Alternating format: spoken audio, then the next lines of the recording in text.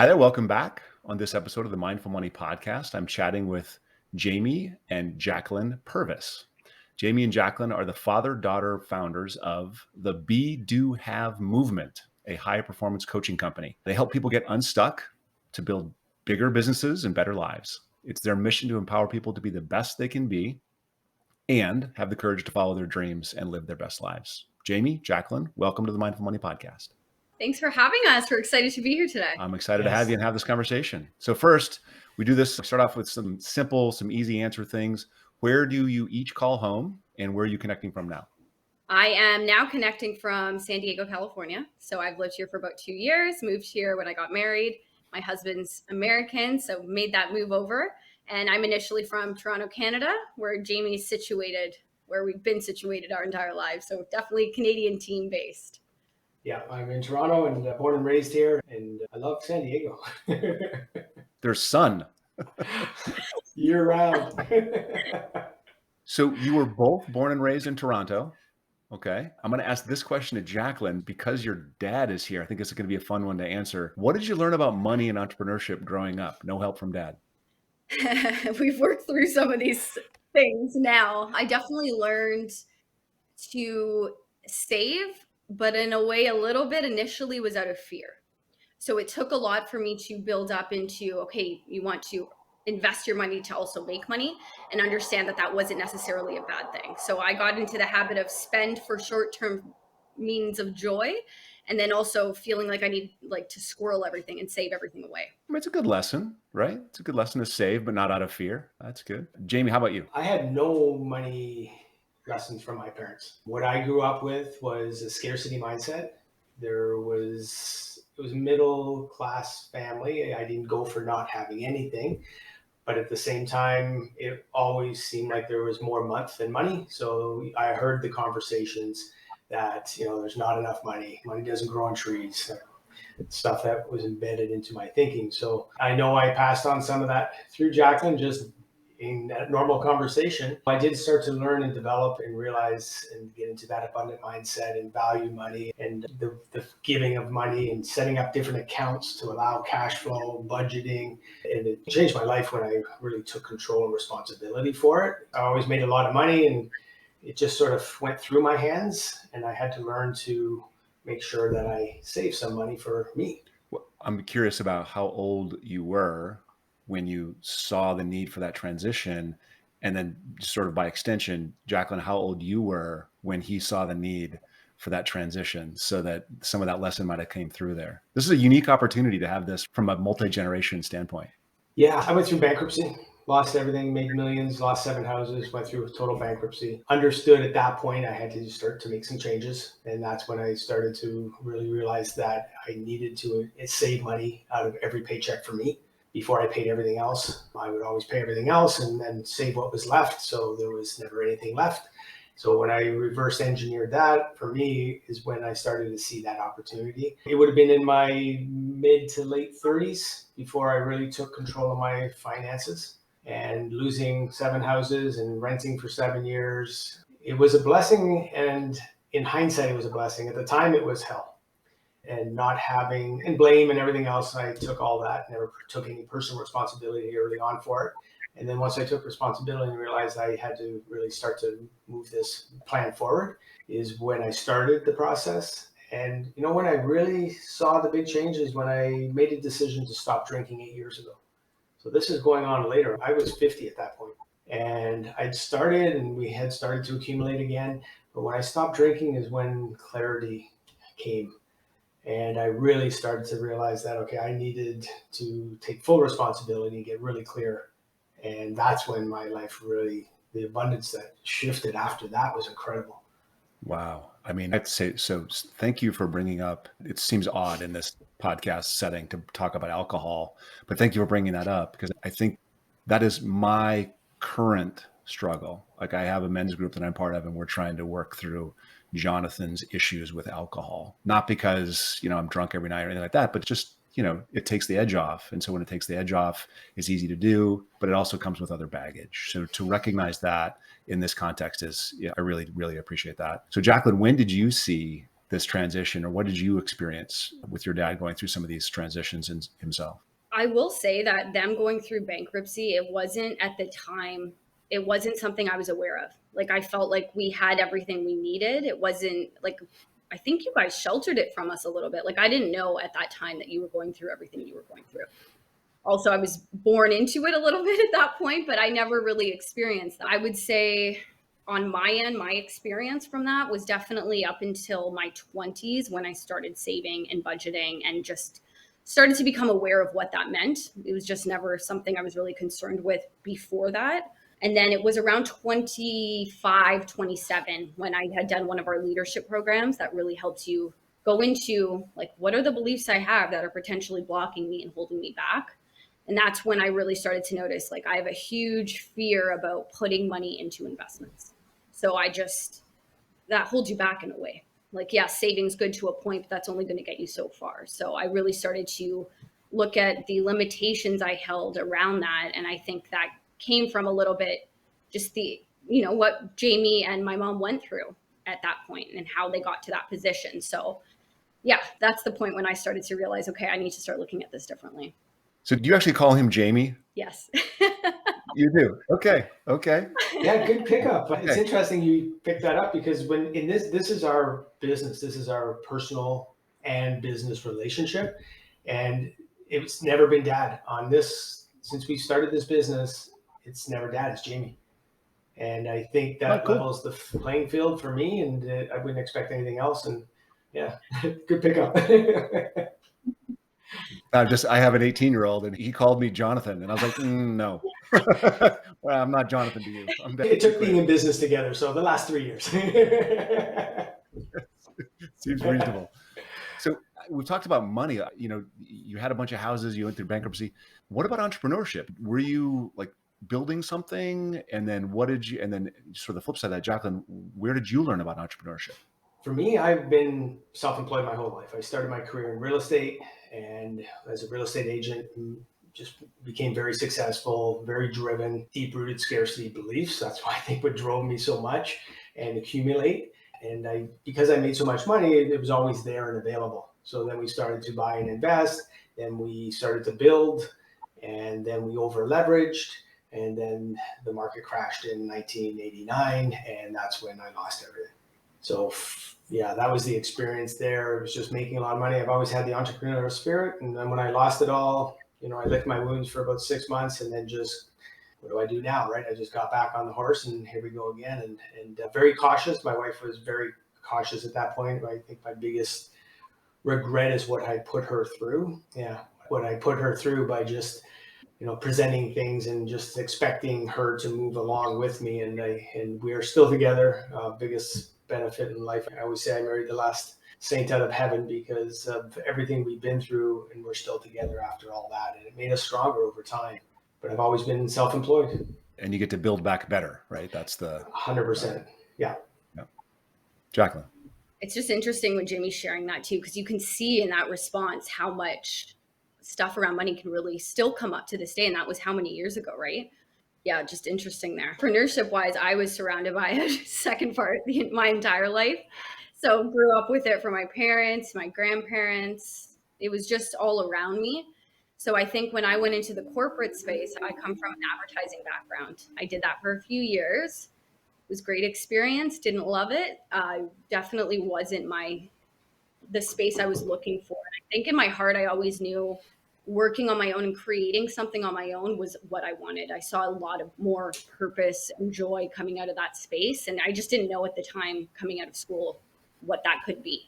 So I was really grateful that it's all worked out with Jamie and we are where we are now. But yeah, it was definitely something I was around growing up. So take me through the process wherever you both were at the time. How was Be Do Have born? Like, where did that come out of? Did one of you say, hey, we've got to do this? Or did one of you launch it and then say, hey, you should come do this with me? How did it come about? Started in March 2018. I was leading a real estate company. We had built a great real estate company, #1 in Canada. Loved what I was doing. And then one day, until I didn't love what I was doing, I came home one day and I'd lost that loving feeling. It just I wasn't passionate anymore. And everything I've ever done in my life, I'm all in. And I started to become aware the passion was gone. And I knew I always wanted to coach. I was coaching real estate agents, other people in different industries were reaching out. And I knew that was going to be my journey. And I decided to walk away from everything in 2018, left a great role, great income, great bonuses, owner of 4 companies. I sold all my shares, needed space for me, and took 6 months off to think and just to be and really get clear on, listen to myself and what did I want at this point in my life. And in that process, Jacklyn and I, she was helping me thinking about, okay, we're building out this brand. And the idea was this Be Do Have method that we've created came through a lot of training and development that I've been through in my life and was coaching real estate agents on. So as I was helping her in a program we were in and she was helping me, I remember one day just looking at her and really seeing her not as my daughter, but as his young, strong, powerful woman. And I came home, or said to my wife rather that night, that I got to talk to her about doing this together. And wasn't planned. It's been the biggest gift that I've experienced in the last 3 years, and didn't see it, didn't even think of it until all of a sudden there it is in front of me. And I couldn't let the opportunity slip by. And asked her the next day, and she said, ironically, I've been thinking about this too. She was ahead of you on that, which is just like a woman. Oh, always. Just ahead. We're always trying to catch up. Jonathan, always ahead. So I'm curious, you said that there was a day when you just didn't feel the passion. Was there a triggering event, or was it just? No, I knew I was stepping away in 2020 in the role that I was in. I'd given everybody notice I was stepping away in 2020. I left a year earlier because I couldn't stay in a role that I wasn't happy with. And the hardest thing I had to do in my life was work those from May to December, knowing I was leaving. And every day was so hard to go to work. And I just fought through it because I didn't want to leave the company in a place that they didn't have anybody. And I was part owner of the company. So I needed to make sure we brought the right person on and I was able to transition them and train them to the best of my ability so that when I could walk away, I had a clean heart, knowing that I've done everything I could to transition and pass the baton. So I want to say that I love this idea of a father-daughter coaching team, specifically coaching, because I'm betting that the gender differentiation and the age differentiation sort of has to be powerful when you're facing clients. You got an older guy has a certain set of needs and desires, but a younger woman has a different set of needs when it comes to that conversation around their business, around their lives. So I have a couple questions. How does it work? Like, how do you both do the same thing, or is one of you more biz dev and the other one's more operations? How does actually operating and running the business work with the two of you? So when we first started out, my background coming into this was from that advertising space. So I was using those skills and still just supporting for a while. And then got to a point when I also did separate certifications. A huge part of what we do as well for our own personal lives is self-development on ourselves. Like, that's constantly something we're living with. So I got to a point where I was also doing coaching certifications. And then, like you just shared there, realizing that now there's an opportunity for me to be supporting people in my age group, because it is different. It's very different, and just different stages of life. And I can easily help someone that was where I was 5 years ago, because it's a lot easier to connect. Jamie, I'm curious what you think on that, but I certainly find that too with some of Jamie's clients, right? Like, just different life stages. So now it works where it is separate from a private coaching standpoint. So I'm supporting women specifically around my age group. Jamie's is a little bit more broad, but definitely more on the business end. And then we do have a few memberships and programs where we can co-coach on those. So you get the opportunity of both sides a little bit, but that's how it's broken down. Something that strikes me is often, when you're coaching somebody, you're coaching people through their own foibles and their issues, right? But if you're coaching a business person, often it's, how do you grow a company, right? And it gets to be specific. And so the customer question might come up. And so do you rely on each other to be Jamie, you're talking to a gentleman who owns a contracting business, may want to serve a female consumer. So do you bring Jacklyn in to say, what does this messaging sound like, or those kinds of things? Do you do a lot of cross work? We haven't to this point. What we've been doing up until this point is I have been more aligned with business owners, salespeople, entrepreneurs in the business space. They tend to come for business, and we end up working on this personal. Yeah. It's all Always. mindset, right? We come for the business, but when we grow and shift our mindset and beliefs, the business grows. So they tend to come for that. And I'm very comfortable talking about business growth in numbers. And where Jacklyn's really been helping and bringing so much value is having the experience and being able to help people release things that they hold on to. And I noticed that the age, in my mind anyway, isn't an issue for people. When they know you can help them, they are not concerned about the age at all. And I've been watching Jacklyn evolve through this. Like, she was helping me, like she mentioned, from a back end support system, advertising, marketing, and she's been on our coaching programs, and watching her evolve and become this powerful coach. And I think she's growing into that and has grown into that identity now as well, in the belief. I had a client 2 days ago share with me that she noticed her journey in the last 3 years, and she's awestruck. She goes, "You must be so proud as her father." I haven't even told her that yet. What a great venue to share. You said to be real. I love being real. So what are some of the issues you guys face? Jacklyn, when you have a client that's coming on board, what are the issues you're trying to help them overcome? With the space that I'm in, a lot of it is just not feeling good enough. I think women, especially in their 20s, feel like they need to have their whole life figured out and sorted through. And it's like a little bit of BS, because it's impossible to actually know what you're going to do for the rest of your life. So sometimes it's just getting clear on, okay, what brings you joy? What do you want to move towards? And then how can you really develop the confidence to step into the thing that you want and create habits that support that? I'm 50. I don't know what I want to do when I grow up. So I totally understand. In fact, I'm fighting growing up every single day. So what areas, maybe it's, I guess, technical areas, do you guys do your best work? I like to get into the numbers. So whenever I talk to somebody, doesn't matter where you are, numbers, business income is a reflection of your beliefs. So I always like to start with the numbers.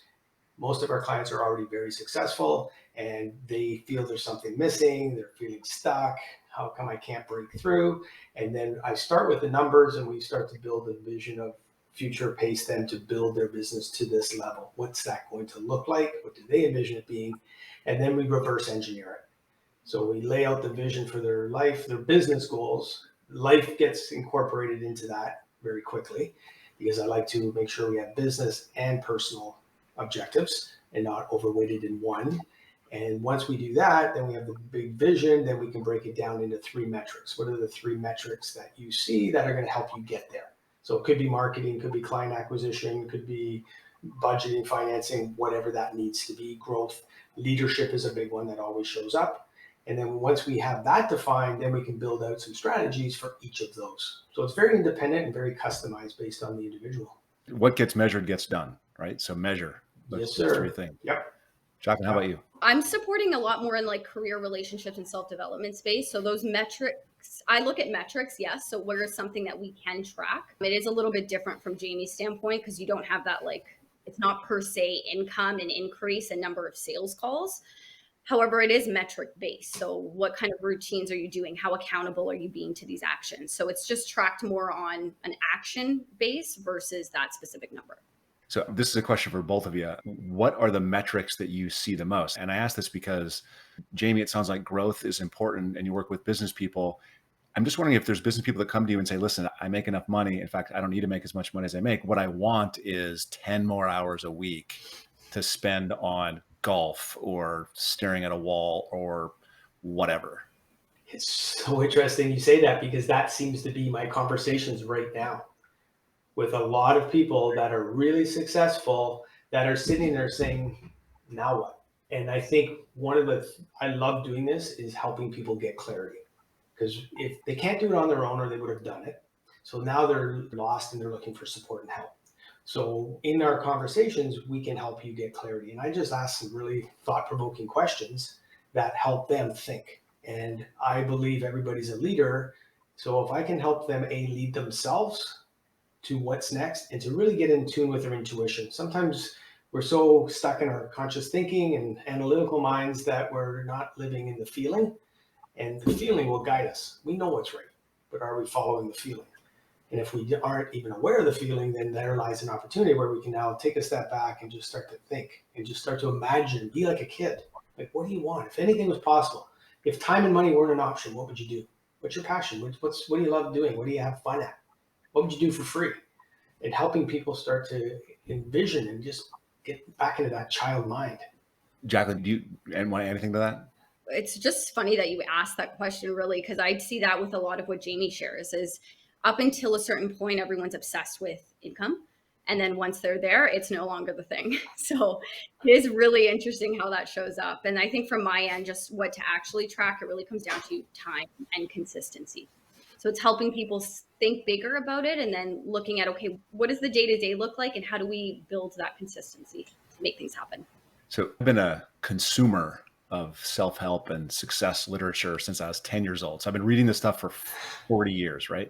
I've read Marcus Aurelius, that's an A, Aurelius, to Zig Ziglar. So from A to Z, right? Brown, Carnegie, Conklin, Covey, Hill, Johnson, Seneca, Tracy Trudeau, like all of them. Vaynerchuk, like all of them. I've heard people reference the idea of beingness, I've just so many things, but I've never run across be, do, have, strangely. And then since we set this time up, I've run across be, do, have in 2 other venues, like in the last 30 days.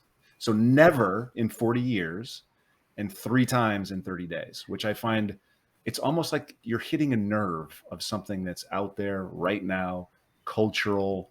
So tell us what be, do, have is. I'll open that up and let you add, go Jamie. for it. So, it's really flipping it. And what we're taught in school, what I was taught anyways, is the SMART goal system, right? You want to know where you want to go, and then you work backwards, make sure there's a timeline on that, it's realistic, and you do all these things, and then poof, you become this successful person because you've achieved that one thing. And what we've really realized is to get to outcomes faster, it's about who you're being in the first place. So it's picking a direction, yes, and then focusing on the self-image and how you're showing up and what kind of attitude you have, how you're communicating with people, and really stepping into those characteristics first so that you can then do the habits and the actions that much faster and really get towards that goal and that outcome. And I envision living as if you've already achieved your goal today. And to get there, we have to think, right? We have to use our imagination. Like, what would that feel like? And spending thinking time. I was never taught thinking time. Like, I was doing time, but no thinking time. And in the real estate world I was in, like always, the next trainer came in, this is the newest system, this is the newest CRM, this is the newest hot thing. Like, look at the world today, and everyone's reading. What's changing?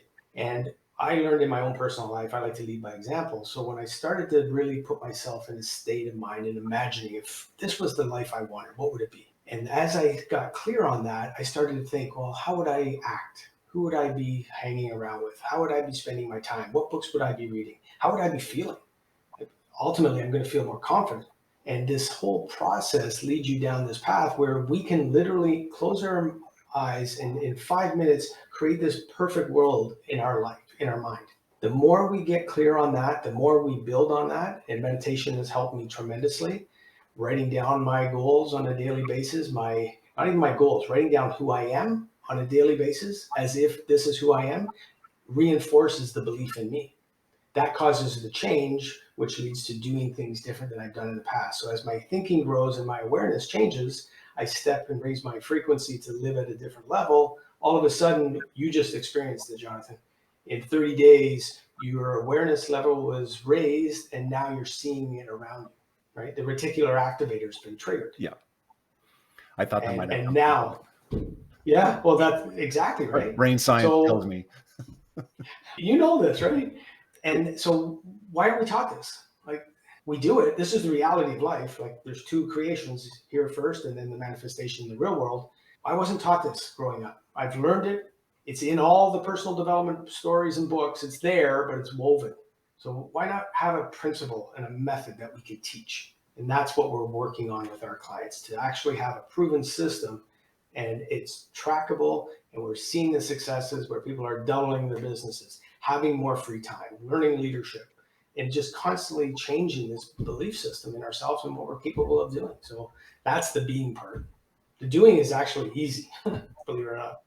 Yeah, no, I think that it all hinges on that being. It all hinges on that. But I think the uniqueness is you flipped it. Like you said, you flipped it. So what was it that you recognized, you saw in the world that said, hey, this should be flipped and you should put being first? So what was it about, your experience, or was it a trigger? Or what made you say, all right, let's put be first?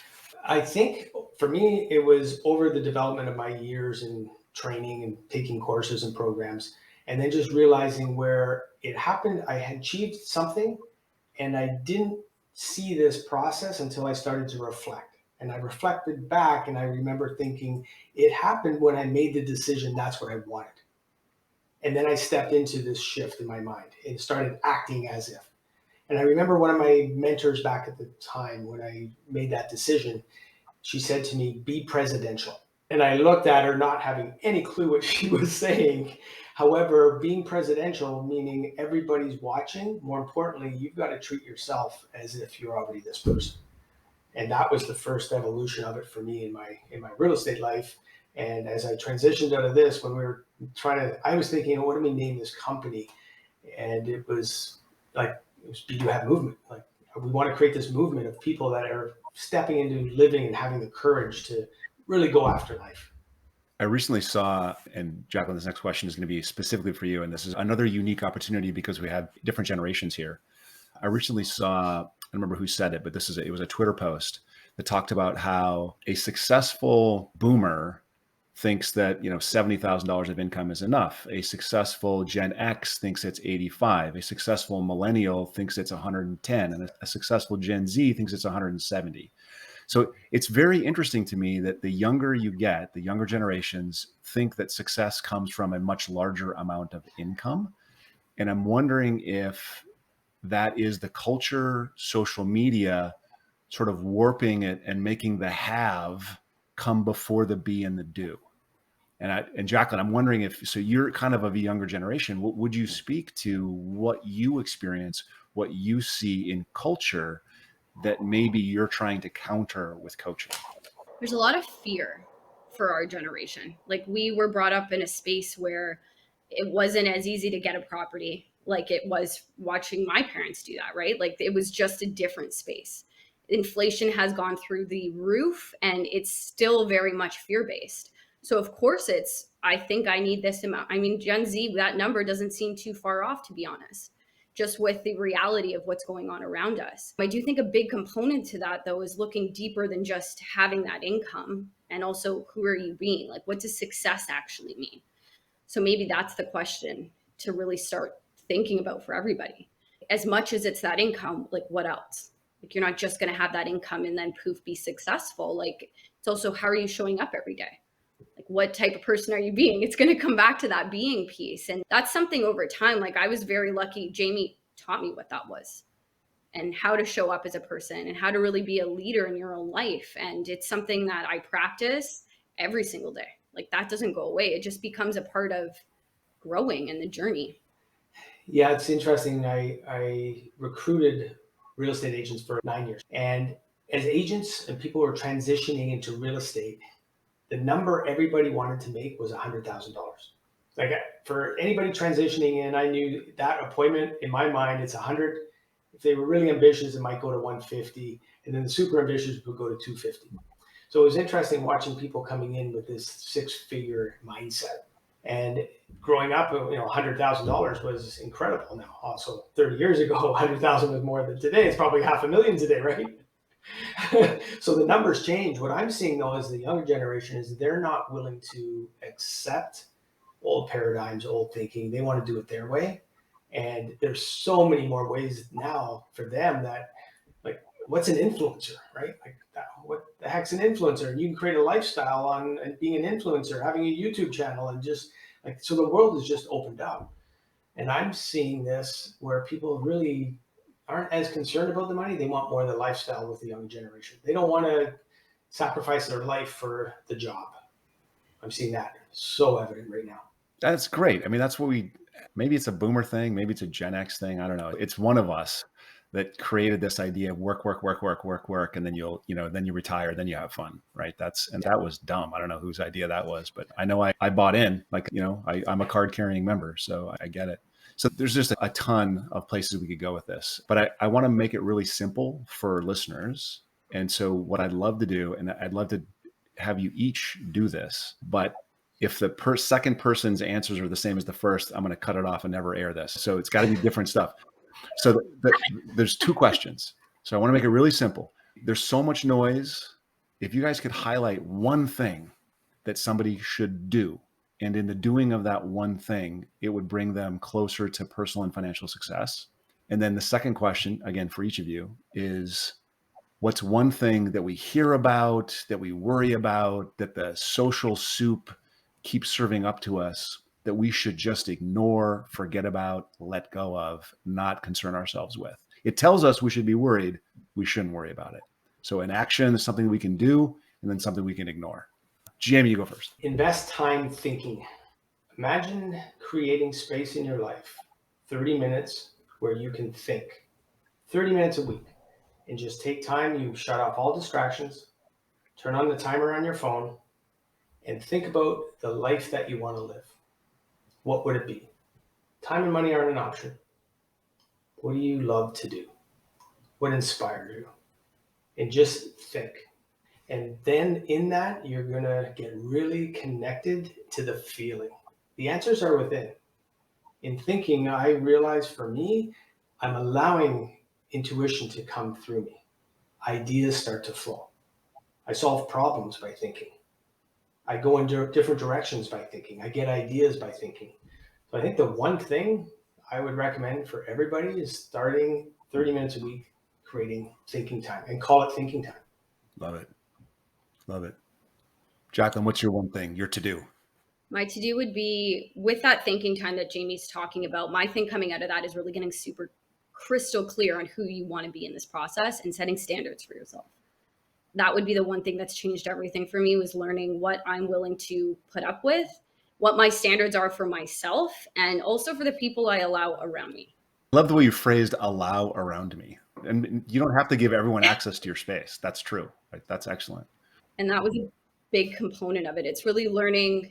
And of course, family's a perfect example that you can't always protect, but it is protecting in a sense, not that, but just, I'm sure that's for everybody. Everybody has someone that comes to mind when you say that, right?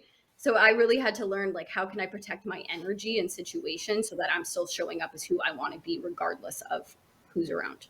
Right. All right, Jamie, what's one thing that we hear about, that we worry about, that we think about, that we just would be better off letting go? What comes to my mind right now is abundance. There seems to be a lot of scarcity thinking in the world, a lot of fear, and understanding the law of polarity. There's opposites to everything. It's what we focus on. So if we can take time and focus on all the good, all the great things we've done every day. I start off every coaching call, tell me something good. The first thing I want to do is create this habit where we're focused and thinking about good things in our life. And that leads to abundance. It leads to gratitude. Focusing on the abundance side of life versus the scarcity and the lack. And again, it's a decision. We just have to change our perspective around what's going on. It changes life. It changes decisions. It changes direction. And having the courage then to pursue that. Blind faith sometimes, but when we have faith in ourselves, we understand that the journey is just moving in this direction, and we're all going to figure it out. Like, I'm 58, and I remember my guidance counselor. God, I haven't thought about this in years, Jonathan. I remember at 17 years old trying to pick a university and just paralyzed with fear. And I booked an appointment with a guidance counselor. We went in there and he sat down and he said, "Jamie, you're going to figure it out." And that was the end of my meeting. And I walked out of there thinking, what a waste of time. But he was right. There was so much wisdom in that. Yep. It's all going to be okay. It's all going to be okay. But yeah. So just in the context of something you can let go, it sounds like the thing to let go of there is the specific thoughts around, I'm not enough, scarcity, it's not going to be enough, I can't figure this out. So you're putting just like a coach does, you're putting a positive spin on it, which I appreciate, but I really want to say, what are those things that we can just let go of? And it sounds like that scarcity mindset is the thing to let go of. Yeah, thanks for pointing that out. I do get in my space and I just see that in everything and everybody. But I think, like just letting go, like cutting off the distractions, like the news, like the TV, the papers, like that's not serving us. in my opinion. For sure. We need to stop that. We need to shut it off and let go of that stuff, because that's keeping us stuck. And start there, and then go to thinking time, and then it just takes you down a different direction. Jacklyn, what do you think we should let go of? I would say it's the obsession with being busy. Ooh. And just operating from a space of like, I need to be productive at all times. And I used to do that. And I used to qualify like how good or strong I was as a person based on that. And I think it's the opposite. It's like, how am I living presently today? Not how busy am I? You think about that and ask someone how they're doing. And that's such a common answer for people. And I think reframing that to like, how are you actually doing? Like, I don't really care what your to-do list is. It's a conversation, but just letting that busyness go and being really present. Yeah, we wear, and I don't know if this is as true in Canada as it is in the United States, but we wear our busyness as a badge of honor. Like, it's important. And you know this of my own history, but I lost my brother June of last year, 1 year ago. And my learning from that is all the busyness is just stupid. It's just dumb. Life is too short. It goes away. It flies so quickly, and it disappears when you don't expect it. And it's, accidents happen.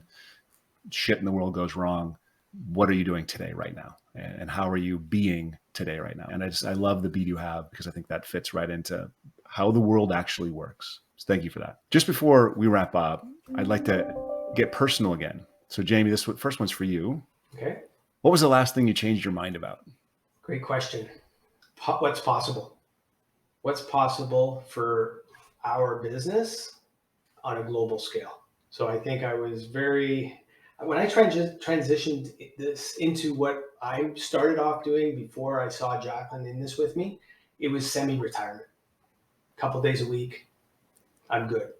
Cash flow from other things, I'm good.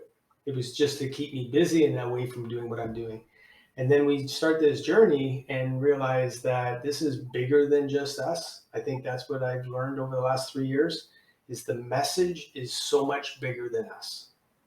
And now I'm bought in, and I've been holding back a little bit, because of where I think I was or what I wanted. And now realizing that time is of the essence. I heard you share on a podcast about your brother, and you know what? We have today. And when my wife was diagnosed with breast cancer last year, like, that just like, doesn't matter what plan you have, it changes. It changes everything. And in that moment of time, I think the realization that we have today, we hope we have tomorrow, and just knowing that, okay, I've got to live my life to the best of my ability and just follow my dream. If I don't start today, when am I going to do it? And I'm not going to live with regrets. I can't do that. Jacklyn, is there anything that people don't know about you, or maybe you've told them and they forgot, but something that's really important to you that they remember and know about you? That is a good question. I think I was really hesitant to share that I am coaching actually for a very long time with the space that I was in. I wasn't with our clients, interesting enough. Anyone knew I was very confident and comfortable with, but I really struggled with identifying and changing that identity for myself. And it was just a self-image thing that I really needed to work through, but I separated that from my friendships a lot. And this year specifically, I've either shortened that gap or have just been really open and honest about how I, like Jamie was saying, really want to serve and help other people. And it's not about my own insecurities or anything like that. It's just, if you have something to share and it can help someone else, why not do that? Beautiful. So let us know how people can connect with you. It sounds like you guys are operating on a global basis, out of Canada and the US. At least we got, one hemisphere covered. How do people find you, connect with you? What's your website? Yes, everything's online now, which is amazing. So it really is global. Social media wise, we're on Instagram, LinkedIn, TikTok, YouTube at Be Do Have Movement, and our website's bedohavemovement.com. We do a self-discovery quiz there too. So stepping into who you want to be begins with understanding where you're at and who you are right now. So that quiz helps figure that out as well. Very cool. Jamie Jacklyn, thanks very much for coming on. We'll make sure all those things are in the show notes. And to our listeners, I hope you get a lot out of this conversation. Thank you. Thank you, Jonathan. Thank you. It's been amazing.